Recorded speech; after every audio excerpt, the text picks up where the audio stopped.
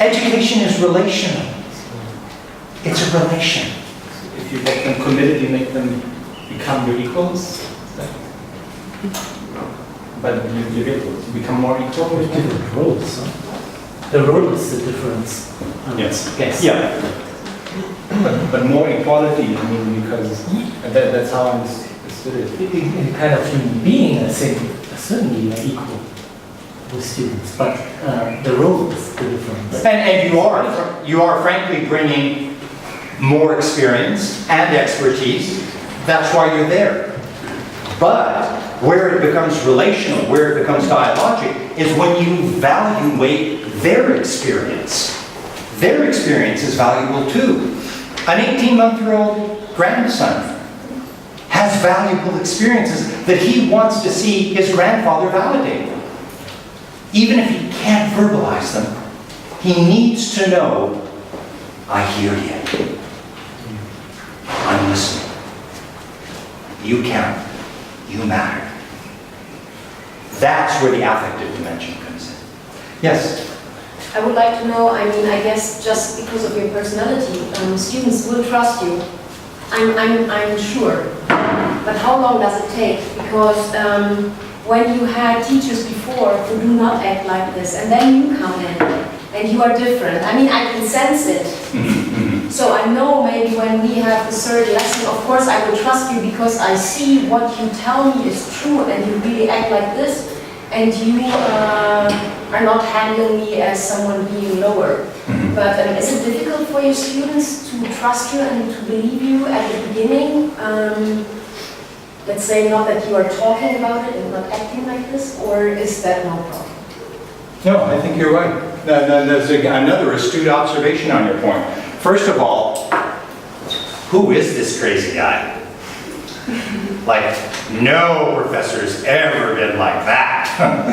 So yes, so there is fear and loathing. There's all sorts of reactions. People don't know how to take me. And so it takes a while, and then you build up that trust. You build that relationship. Well, over the course of a semester, a year, or several years, because I would have some students who would take many different courses with me. Really what I'm doing, postmodernism talks about construct. Relations are a construct. You got to build them. So from day one, I endeavor to build a relationship. When you bring in that relational dimension, you have changed the whole equilibrium, the formula, the balance. It's a totally different ball game. Yeah, there was fear. There was, and there still is. When I was with the native people in Alberta, I mean, they never met a white guy like me. Yeah, and what we would do is I would teach in the morning, and then in keeping with native tradition, we would all meet in a circle. And what was amazing is in that circle, I endeavored to create a sense of community, a circle of trust.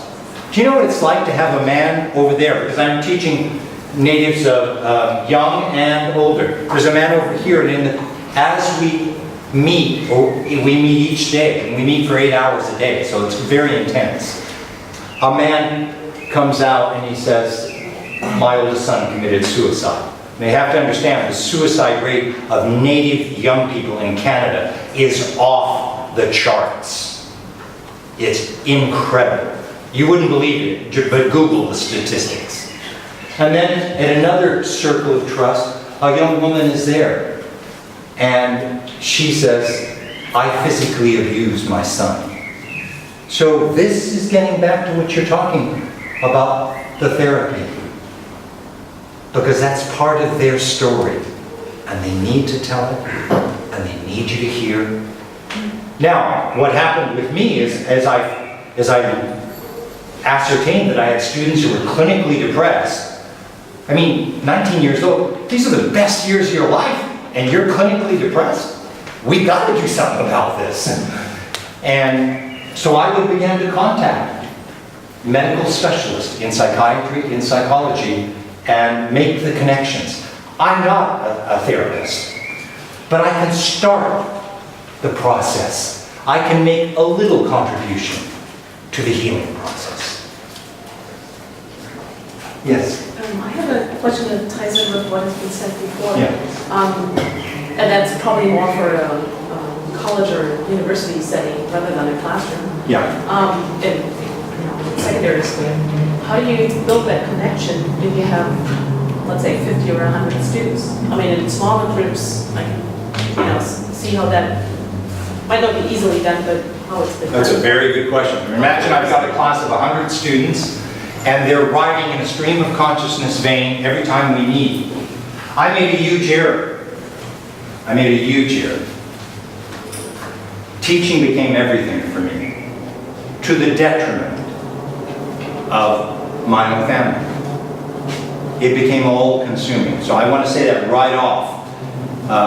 There are limits. I didn't see the limits that I should have placed for myself as a pedagogue, as an educator, as a teacher. It became the be-all, end-all of my existence. Now, because they were riding in a stream of consciousness vein, every single one of them, and they were riding uncensored, unedited, and unplugged. And remind me of your first name? Anne. And you speak idiomatic English. How do you come by this? How do you speak idiomatically like this? Probably because I spent some time in the US and New Zealand. Okay. It's very, very, very interesting. As a translator and interpreter, that fascinates me. Well, if people have, I create a no fear zone. And when the fear goes down, they start writing about everything they're living. So I knew them in ways that I was able to, even if we didn't get to talk in class, I'd cross campus and they'd see me, and I could tell them exactly where they were at in life. Because when people are riding in a stream of consciousness, you know what you're doing? You're taking their pulse. The pulse of their spirit. And that, for me as a religious studies scholar, that was very important. I wanted to know what makes that person tick, and how are they ticking today? And how could I dialogue with them? Well, they'd write that this had happened, or that had happened, or the other, and then we'd start talking about that. So, there's a whole extracurricular dimension here. None of that was in the syllabus. It was not in the prospectus. It was not part of the curriculum. But most of life isn't. Yes, sir. Daniel, my name. Mr. Cornett, actually you're filmed by camera, and maybe we can watch the video later on. What's your opinion about digital learning or digital teaching? Is it our future, maybe? Well, again, I would be wary of a false dichotomy. It's doing the web, internet, email, e-education is doing wonders. Keep in mind, I live in Canada, and there are places where you can live and learn that are 250 kilometers to the nearest school. Okay. So it's very important. That said, there was a song in the 80s, we all need the human touch. So it isn't just e-education. There's got to be a human touch involved. So I would take both. Why don't we bring together the best of both worlds? Technology is wonderful, but it's not a panacea. I call this intravenous education. When you go into the hospital and they just pump the information into you, why don't we work on making it flow throughout all of life and not just... Yes? I think many of the things you're talking about is probably what most people later on become teachers or want to become teachers, professors and so on, would like to be or behave in the classroom. I'm pretty sure that most people have this idea in their mind to have a connection to students and so on. And you say most people actually don't teach this way. I would agree with you. I didn't say that, but I'm just saying I went through the system that everybody else went through. Yeah. And let me be honest here, in every university, in every gymnasium, in every primary school, we all know there are good teachers. Otherwise, you wouldn't be here. So. Thank you very much. I would be interested, for example, you must have talked with many like students of education, of pedagogics, and also good teachers. What they say actually, what makes them be less good teachers, what hinders them in maybe being what they wanted to be 5, 10, 20 years ago. Boy, you folks, first of all, congratulations. I can't believe you're still here in this hot room, you know, in early in the week. This is very generous of all of you. Let me say a few things. In Quebec, most teachers quit teaching within 5 years. The rate of attrition is incredible. Their ideal, when they are in the reality of the classroom, dies, and they leave teaching. Why do they leave? This gets back to what Anne said.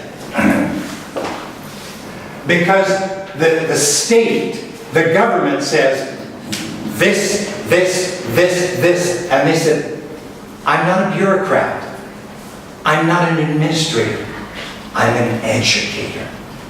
And so this is one of the challenges that we face. How do we move beyond the bureaucracy, the administration, and actually bring in that personal, pedagogical dimension? That's what I'm seeing happen, and is a difficulty.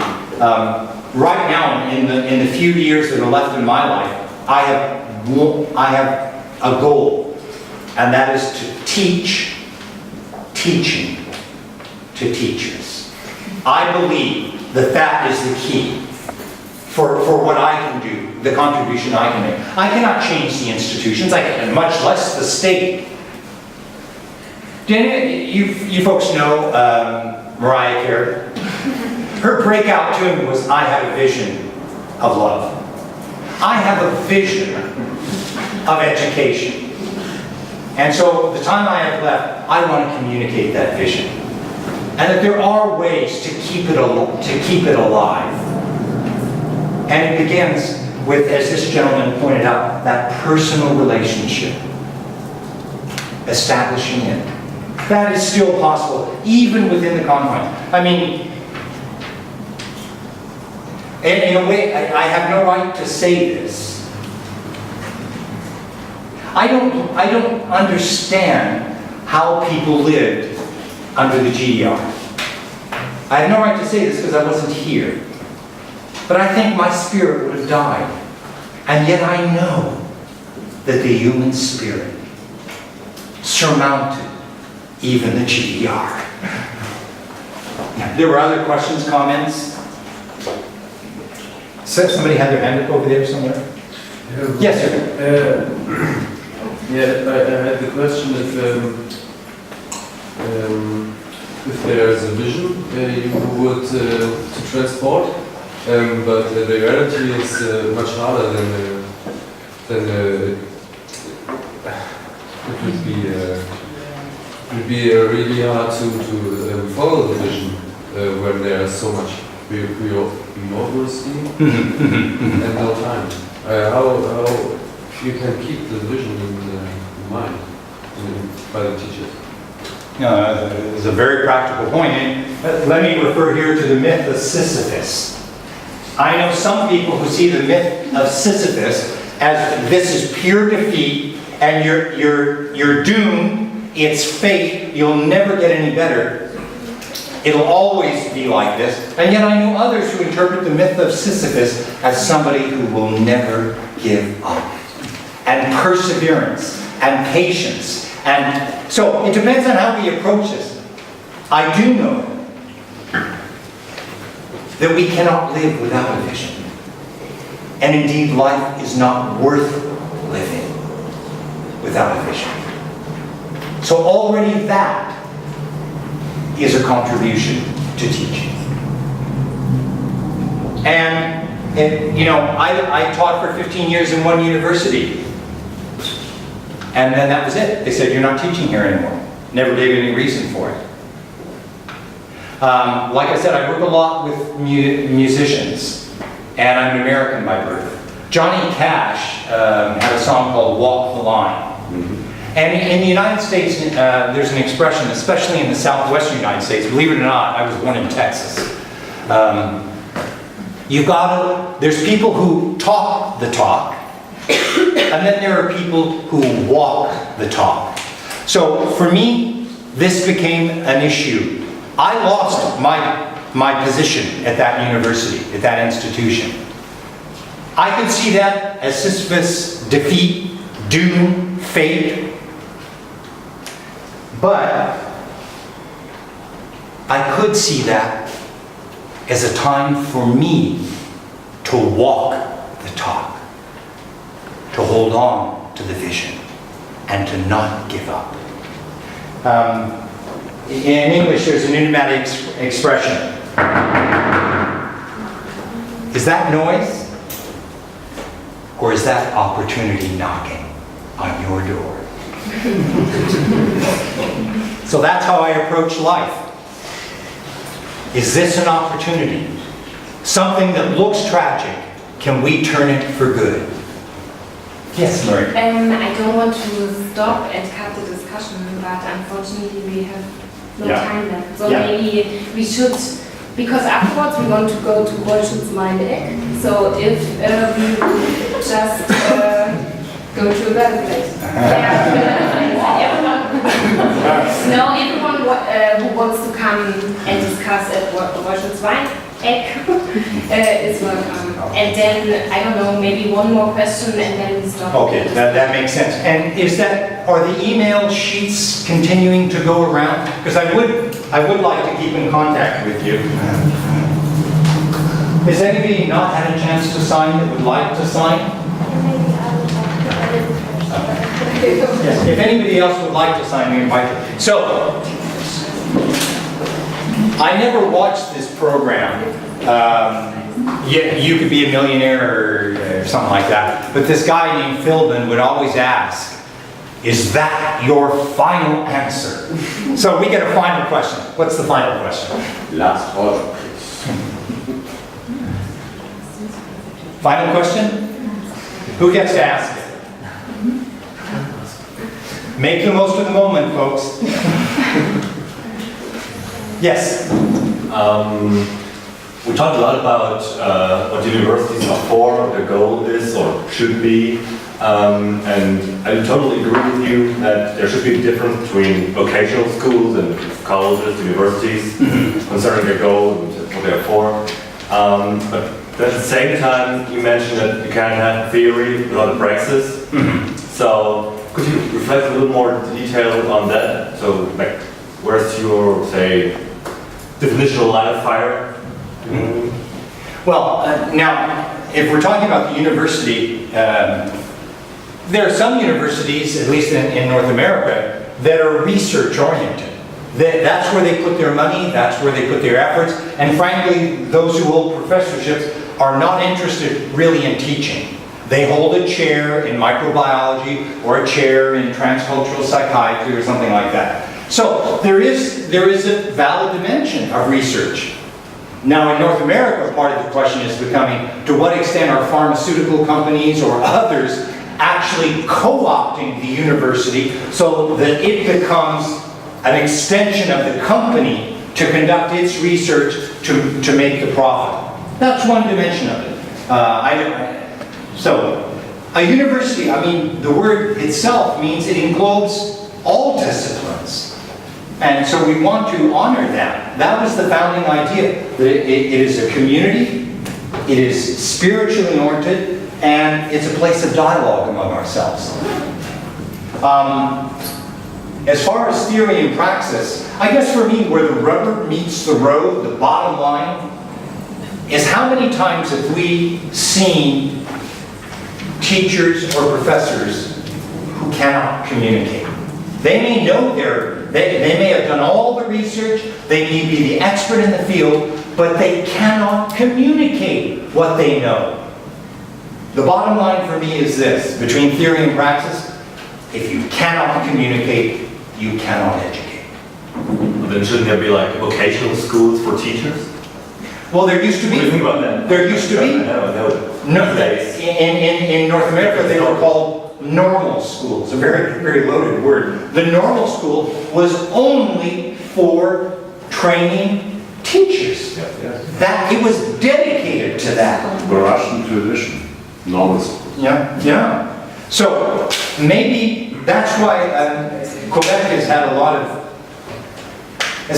difficulties right now with its universities. I propose a Reformation principle, a Renaissance Reformation principle, ad fontes, back to the fountainhead, back to the source, back to the origins of the Western University, as a spiritual brotherhood, sisterhood, in dialogue, creating community. I think we have to go back ad fontes. But what can happen, the lady sitting next to you with glasses, what is your name?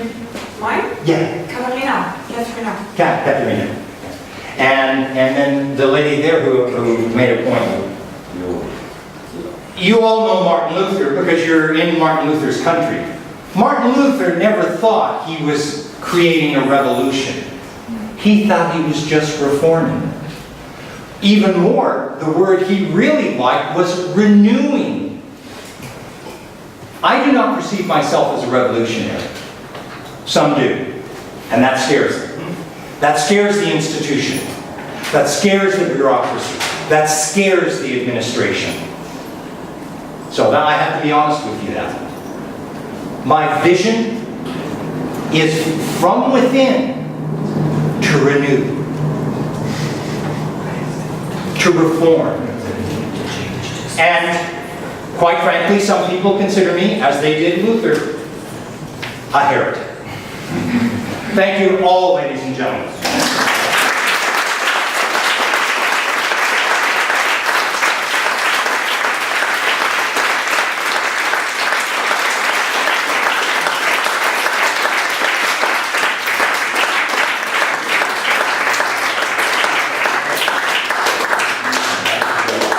Thank you very much for being here. I just want you already know and you already do know, let's go to Rosh and have a good talk on the. Thank you.